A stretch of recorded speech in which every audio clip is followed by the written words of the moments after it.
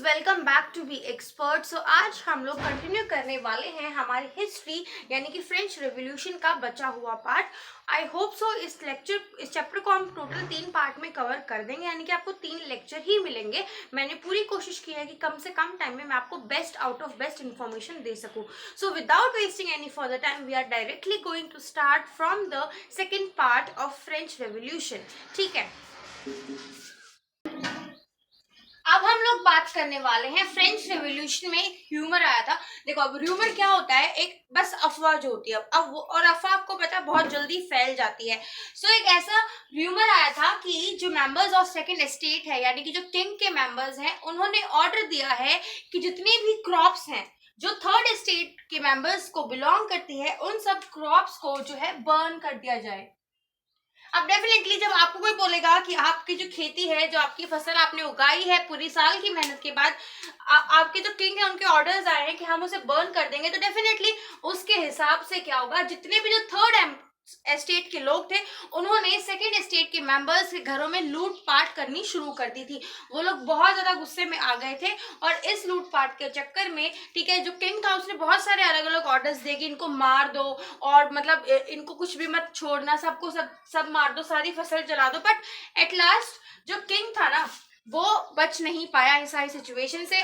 उसके हाथ में नहीं था इस सारी सिचुएशन को कंट्रोल करना, क्योंकि ये सिर्फ एक र्यूमर था। ठीक है, अगर कोई रियल ऐसा कुछ होता तो किंग के पास ऑलरेडी एक प्लान भी होता, बट ऐसा कुछ किंग ने बोला ही नहीं था। ये सिर्फ और सिर्फ एक र्यूमर था, जिसकी वजह से जो है किंग ने एट लास्ट सरेंडर कर दिया। उसने बोला कि ठीक है, मुझे माफ कर दो, मैं सरेंडर कर रहा हूं, अब मैं जो है तुम्हारे ऊपर छोड़ रहा हूं फ्रांस को। अब देखो, जब जैसे ही किंग ने जो सरेंडर किया था उसके बाद ना कुछ जो है चेंजेस आए थे। उस किंग के सरेंडर के बाद क्या क्या चेंजेस आए थे, हम उसके बारे में बात कर लेते हैं। देखो, सबसे पहले जितनी भी प्रिविलेज थी, किंग की प्रिविलेज थी, वो सारी की सारी खत्म कर दी गई थी। ऐसा क्यों हुआ था? क्योंकि किंग ने कर दिया था सरेंडर। अब देखो, हमें पता है कि जो लैंड थी वो सिर्फ और सिर्फ सेकंड एस्टेट या फिर फर्स्ट एस्टेट वालों के पास ही होती थी। ठीक है, थर्ड एस्टेट वालों में जो रिच पीपल थे, सब उन्हीं के पास लैंड होती थी। अब जो नॉर्मल पीपल थे यानी कि जो पुअर मेंबर्स थे थर्ड एस्टेट के, वो रिच मेंबर्स के यहाँ पे जाके कल्टिवेशन कराते थे। ठीक है, अब देखो, लैंड का हुआ था रीडिस्ट्रीब्यूशन जैसे ही मोनार्क की पावर खत्म हो गई। इसका मतलब कोई भी एस्टेट नहीं बचा था, ना फर्स्ट एस्टेट, ना सेकंड एस्टेट और ना ही थर्ड एस्टेट। तो जितनी भी लैंड फ्रांस के पास थी उसे हम लोगों ने किया रीडिस्ट्रीब्यूट। अब रीडिस्ट्रीब्यूट अलग अलग टेक्नोलॉजी से, अलग अलग टेक्निक से किया गया होगा, हमें उसके बारे में डिटेल में नहीं पढ़ना। उसके बाद बारी आती है जो डायरेक्ट टैक्स था। आपको पता है, मैंने फर्स्ट लेक्चर में बताया था कि 2 टाइप के टैक्सेस होते हैं, एक तो चर्च इंप्लीमेंट करता था और दूसरा करता था हमारा किंग। अब जब किंग ही खत्म हो गया है तो हमारा डायरेक्ट टैक्स भी जो है फिनिश हो गया था। उसके बाद बारी आई थी कि जो नॉर्मल सिटीजन्स थे उन्होंने डिक्लेयर किया था right of man and citizens. Right of man and citizens को डिक्लेयर किया, इसका सीधा सीधा मतलब है राइट टू पीपल। अब जैसे ही ये सारे काम हुए थे तो अब आप लोगों को आगे भी पता चलेगा कि जो right to man and citizens है, इसे भी बाद में चेंज कर दिया गया था। डिमांड का अधिकार मिल गया था कि वो कुछ भी कर सकते हैं। तो उन्होंने क्या किया था, उन्होंने हमारा जो कॉन्स्टिट्यूशन है उसकी फॉर्मेशन कराई थी। ठीक है, फॉर्मेशन ऑफ कॉन्स्टिट्यूशन। अब ये जो फॉर्मेशन ऑफ कॉन्स्टिट्यूशन थी ना, इसके बेसिकली 3 प्रिंसिपल थे जिसके ऊपर हमारा कॉन्स्टिट्यूशन बनने वाला है। हमें इन 3 प्रिंसिपल्स को ध्यान रखना है। सबसे पहली चीज, पावर जो है वो लिमिटेड कर दी गई थी। ऐसा कोई भी इंसान नहीं होगा फ्रांस में जो कि पूरी ज्यादा से ज्यादा पावर रखता हो। हमेशा एक पर्टिकुलर इंसान को एक पर्टिकुलर पावर ही मिलेगी। उसके बाद हुआ था सेपरेशन। हमारी जो गवर्नमेंट है उसे हम सेपरेट करेंगे लेजिस्लेचर, एग्जीक्यूटिव एंड जुडिशरी में। लेजिस्लेचर कौन सी गवर्नमेंट होती, कौन सा पार्ट होता है गवर्नमेंट का, जो लॉ फॉर्मेशन करता है। एग्जीक्यूटिव वो पार्ट होता है जो लॉज को इम्प्लीमेंट करवाता है। एंड जुडिशरी वो पार्ट होता है जो ध्यान में रखता है कि सारे कानून जो हैं वो इक्वली और अनबायसली फॉलो हो रहे हैं। उसके बाद एक थर्ड चीज जो फ्रांस में स्टार्ट हुई थी वो था डायरेक्ट इलेक्शन। इनडायरेक्ट इलेक्शंस जो है फ्रांस में स्टार्ट हो गए थे। और ये सब क्यों हुआ था? क्योंकि just because of this rumour, ये जो अफवाह फैली थी कि जो किंग है उसने ऑर्डर दे दिया है कि जो सेकंड एंड थर्ड एस्टेट वाले पीपल्स है उनको मार दो और जला दो उनकी सारी फसल को, जिसकी वजह से थर्ड एस्टेट के लोगों ने सेकंड एस्टेट यानी किंग के पैलेस में और उसकी मिनिस्ट्री वाले लोगों को स्टार्ट कर दिया था लूटना। और उसके बाद जब ये सिचुएशन आउट ऑफ कंट्रोल हो गई थी किंग के हाथ से, तो उसने जो है सरेंडर कर दिया। उसके सरेंडर होने के बाद हमारे पास 4 आउटकम्स निकल के आए थे। सबसे पहली चीज, जो किंग की जितनी भी जो पावर थी, जितनी भी उसको ऐशो आराम मिल रहे थे, उन सबको खत्म कर दिया गया था। लैंड का रीडिस्ट्रीब्यूशन हुआ था और जो डायरेक्ट टैक्स जो डायरेक्ट किंग इम्प्लीमेंट करता था उन्हें भी खत्म कर दिया गया। एंड एट लास्ट जो मोस्ट इंपॉर्टेंट आउटकम आया था इस र्यूमर का, वो था कि declaration of right of man and citizens, यानी कि राइट टू पीपल फ्रांस के लोगों को मिल गया था। इसके तहत इन लोगों ने कॉन्स्टिट्यूशन की फॉर्मेशन की थी। कॉन्स्टिट्यूशन की फॉर्मेशन उन्होंने बेसिकली 3 अटायर्स पे की थी, यानी कि 3 बेसिक प्रिंसिपल्स पे की थी। पहली बात कि पावर को हम लोग लिमिटेड रखेंगे, ऐसा कोई भी जो है मैन नहीं होगा, ऐसा कोई भी पावर वाला इंसान नहीं होगा जिसके पास पूरे फ्रांस को कंट्रोल करने की पावर होगी।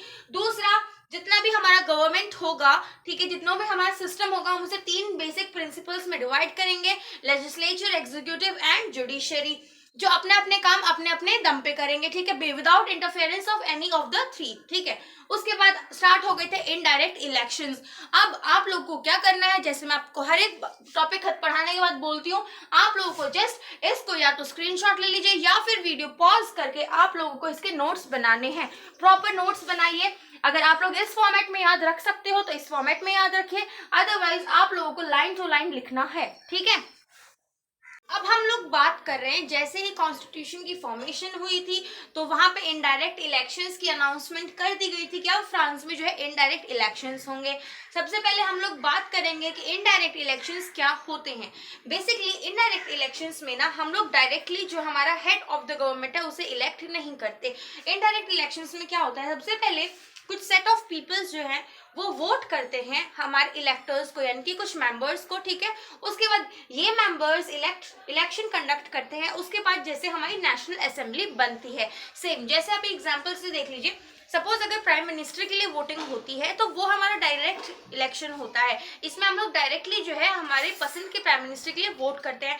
बट वहीं अगर हम प्रेसिडेंट की बात करें तो प्रेसिडेंट के लिए सबसे पहले हम लोग जो है कुछ ऐसे मेंबर्स को इलेक्ट करते हैं जो कि आगे जाके हमारे मनपसंद प्रेसिडेंट को इलेक्ट करेगा, ठीक है। तो यही था फ्रांस में सबसे पहले इनडायरेक्ट इलेक्शंस की स्टार्ट हुआ था। अब ये जो इनडायरेक्ट इलेक्शन वाला जो फॉर्मूला था, ये 2 बेसिस पे हमारे सिटीजन्स को डिवाइड कर देता था। जैसा भी इंडिया में अगर आप बिलो 18 हो तो आप वोट नहीं कर सकते, सेम वैसे ही फ्रांस में भी कुछ कंडीशंस दी गई। अगर कोई इंसान इन कंडीशंस को फुलफिल करता है तो ही उन्हें राइट टू वोट मिलेगा। सबसे पहली बात, जो इनडायरेक्ट इलेक्शन से उन्होंने हमारी जो पॉपुलेशन थी उसको 2 हिस्सों में बांट दिया था। सबसे पहले आते हैं एक्टिव सिटीजन्स और दूसरे होते हैं पैसिव सिटीजन्स। अब हम लोग बात करने वाले हैं एक्टिव सिटीजन्स की। देखो, एक्टिव सिटीजन्स वो होते हैं जो कि हमें टैक्स के रूप में 3 दिन का लेबर चार्ज पे करते हैं, यानी कि 3 दिन का लेबर चार्ज जितना होता है वो उतना टैक्स पे करते हैं, ठीक है। उसके बाद आ जाती है वो लोग हमेशा 25 इयर्स के अबव होना चाहिए, उन्हीं लोगों को मिलता है राइट टू वोट। क्या चीज है एक्टिव सिटीजन्स? एक्टिव सिटीजन्स वो एक सेट ऑफ सिटीजन्स है जो लोग पे करते थे लेबर चार्जेस, जो कि 3 दिन के लेबर चार्ज के इक्वल हो उतना टैक्स पे करते थे, और उनकी एज जो है वो 25 ईयर्स से ज्यादा होती है। अगर हम लोग बात करें पैसिव सिटीजन्स की, तो पैसिव सिटीजन्स वो होते थे जो 3 दिन का labour charge as a tax pay नहीं कर सकते, और वो 25 साल से कम होंगे, प्लस वो वुमेन्स होंगी। उन लोगों को राइट टू वोट नहीं दिया गया था। अब जब ये सारे काम चल रहे थे, यानी कि इलेक्शन जो डायरेक्ट इलेक्शन उनका पूरा प्रोसीजर समझाया जा रहा था, लोगों को बताया जा रहा था, तो उस टाइम पे एक बहुत फेमस पेट्रियोटिक सॉन्ग आया था। पेट्रियोटिक सॉन्ग क्या होता है? देशभक्ति जो गाने होते हैं ना, वैसे जैसे अभी हमारा था, हमारे जब इंडिपेंडेंस का चल रहा था तो उस टाइम पे बहुत सारे जो है इम्पोर्टेंट सॉन्ग्स आए थे, जैसे वंदे मातरम, ये सारी चीजें, तो वो सारे पेट्रियोटिक सॉन्ग थे। सेम ऐसे ही बहुत सारे पेट्रियोटिक सॉन्ग जो है फ्रेंच रेवोल्यूशन में भी गाए गए थे। बट उसमें से सबसे इम्पोर्टेंट आपको जो याद रखना है वो है आपका मार्सिलेज। मार्सिलेज एक ऐसा पेट्रियोटिक सॉन्ग था जो आगे जाके हमारा नेशनल एंथम बन गया था फ्रांस का, ठीक है। अब ये जो मार्सिलीज था इसे लिखा किसने था? डेफिनेटली कोई भी चीज होती है उसके कोई ना कोई राइटर होते हैं, तो आपको मार्सिलीज याद रखना है, उसके साथ इसके राइटर का भी नाम याद रखना है जो था रॉबर्ट डी एलिस। ठीक है, अब जो ये मार्सिलीज ने जो गाना लिखा, सॉरी रॉबर्ट ने जो गाना लिखा था वो हमारा बन गया था आगे जाके फ्रांस का नेशनल एंथम।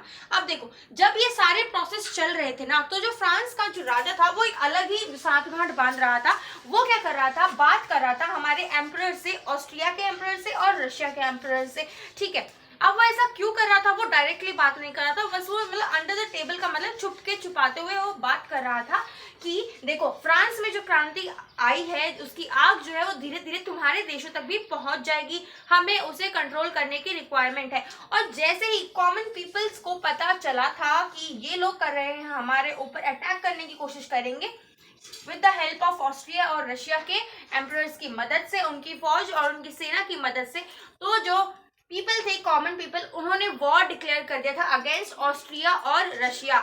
एक और चीज आपको ध्यान रखनी है, जो हमारे लुई 16 किंग थे उनकी जो वाइफ थी वो ऑस्ट्रिया की प्रिंसेस थी। ठीक है, ऑस्ट्रिया की प्रिंसेस से हमारे फ्रांस के जो किंग है लुई 16 उनकी शादी हुई थी। ठीक है, तो ये था हमारा इनडायरेक्ट इलेक्शंस का concept. Indirect election basically citizens को दो कैटेगरी में डिवाइड कर देता है। पहले आते हैं एक्टिव सिटीजन्स जो कि वोट देने की कैटेगरी में आते हैं, यानी कि उनकी एज जो है वो 25 ईयर से अबव होनी चाहिए और वो लोग 3 दिन का labour charge as a tax pay करते हो। उसके अलावा पैसिव सिटीजन्स वो होते थे जिनकी एज जो है वो बिलो 25 ईयर्स हो और वो लोग जो 3 दिन का labour charge as a tax pay नहीं करते हो। प्लस वुमेन्स आती थी, इन लोगों को राइट टू वोट नहीं दिया जाता था। ये आपको ध्यान रखना है। पेट्रियोटिक सॉन्ग क्या था? मार्सिलेज, और से लास्ट में नेशनल एंथम बना दिया गया था फ्रांस का। और जब ये सारा प्रोसेस चल रहा था, जो किंग है फ्रांस के वो अंडर द टेबल बात कर रहे थे ऑस्ट्रिया से और रशिया से, ताकि वो हम अपने देश में चल रही क्रांति है उसे खत्म कर सके और दोबारा एज अ किंग रूल कर सके। बट इसका अपोजिट हो गया था जब कॉमन लोगों को पता चला था कि जो किंग है वो हमारे ऊपर अटैक करने की कोशिश कर रहा है ऑस्ट्रिया और रशिया की मदद से।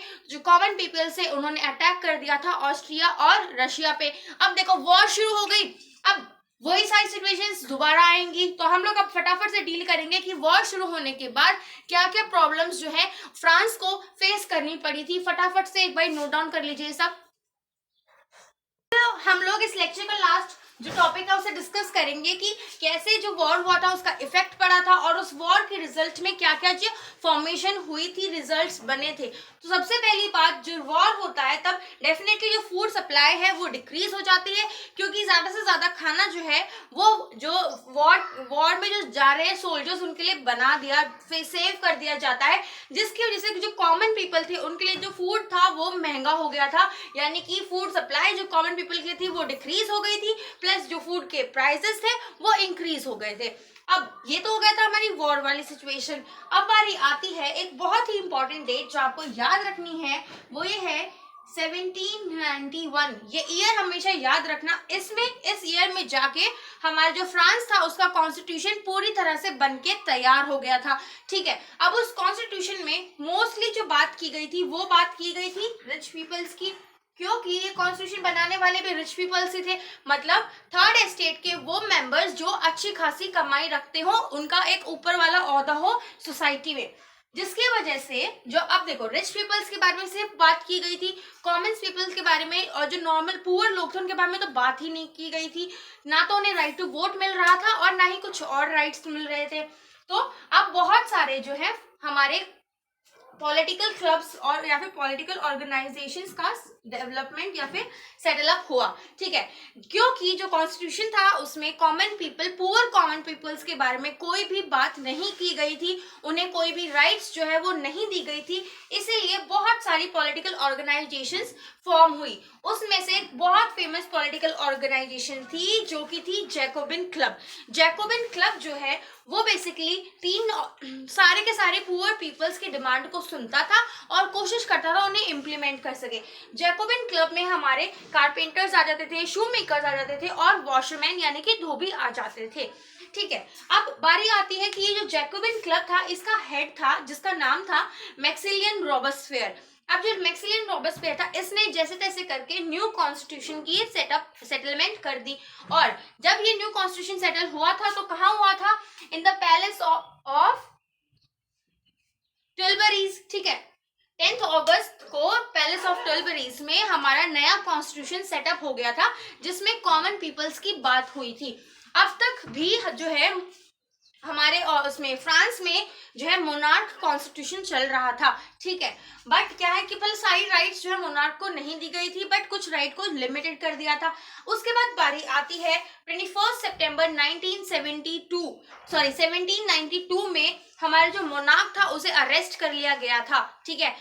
उसके बाद उन्हें 21 जनवरी 1993 में है कोई भी राजा नहीं बचता है उसको रूल करने वाला, और एट लास्ट फ्रांस जो है वो रिपब्लिक हो जाता है। अब आज के लेक्चर में हम लोगों ने बहुत सारी इंपॉर्टेंट चीज के बारे में बात की, कैसे कॉन्स्टिट्यूशन की फॉर्मेशन हुई, कैसे एक र्यूमर ने जो है फ्रेंच रिवॉल्यूशन में एक और नया पेस, मतलब एक और पेस दे दिया था, एक और स्पीड से जो है फ्रेंच रिवॉल्यूशन बढ़ता गया, कैसे फ्रांस में डायरेक्ट इलेक्शंस हुए, इनडायरेक्ट इलेक्शंस हुए, ठीक है, उसका क्या क्या रिजल्ट रहा। और जब कॉन्स्टिट्यूशन फॉर्मेशन हुई तो जो पुअर पीपल्स थे उनके लिए कोई भी राइट्स और लॉज नहीं बने थे, जिसकी वजह से एक और नया कॉन्स्टिट्यूशन की फॉर्मेशन हुई। एंड एट लास्ट जो हमारा किंग था उसे अरेस्ट कर लिया गया था और 21 जनवरी 1793 को उसे हैंग कर दिया गया था, यानी कि मार दिया गया था। उसके बाद जो है हमारा फ्रांस जो है वो रिपब्लिक हो गया। अब हम लोग नेक्स्ट लेक्चर में कवर करने वाले हैं फ्रांस के पहले जो elected head of the government थे उनके बारे में, उन लोगों उसमें क्या क्या प्रॉब्लम्स आई थी। उसके बाद हम लोग बात करेंगे position of women in France, at last abolition of slavery and Napoleon Bonaparte के बारे में, जो आपको छोटे छोटे इन्फॉर्मेशन पता होनी चाहिए। अब फटाफट से एक बार वीडियो पॉज कर लीजिए, अपने नोट्स बना लीजिए, स्क्रीनशॉट ले लीजिए, जो चाहे वो कर लो, ठीक है। So that's all for today's lecture. I hope you enjoyed this lecture. If you do, so please hit the like button and comment down below all your problems, ठीक है। कोई भी प्रॉब्लम हो इस चैप्टर से रिलेटेड, आपको कोई और जो है आपको कुछ और टाइप का स्टडी मटेरियल की रिक्वायरमेंट हो, कोई भी प्रॉब्लम हो XYZ, सबको आपको कमेंट सेक्शन में लिखना है।